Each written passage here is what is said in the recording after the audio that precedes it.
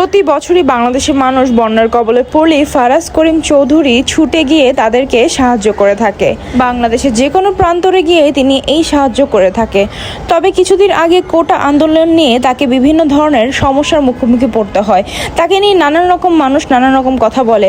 কেন তিনি ছাত্রদের পাশে দাঁড়াননি এই নিয়েও প্রশ্ন উঠেছিল। তবে বাংলাদেশে এখন যেহেতু বন্যার পরিস্থিতি ভয়াবহ, তাই সব মানুষই তাকে নিয়ে এখন পোস্ট করছে।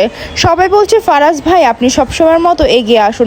আমি এই ভিডিওটা বিশেষ করে ফারাজ করিম ভাই বা যারা আছেন চট্টগ্রামের ভিতরে তাদের জন্য বানাইতেছি। আসলে আমাদের এদিকে এমনিতে নর্মালি তো যারা যারা নোয়াখালী বলেন, পরশুরাম বলেন, কুমিল্লা বলেন, সব জায়গাতে যতটুকু সেফটি যাওয়ার দরকার গেছে, কিন্তু আমাদের এদিকে সোনুয়ার ভিতরে এখনো পর্যন্ত ওরকম কোনো কিছু পাওয়া যায় না। একটা নৌকা পর্যন্ত না যে মানুষকে উদ্ধার করবো।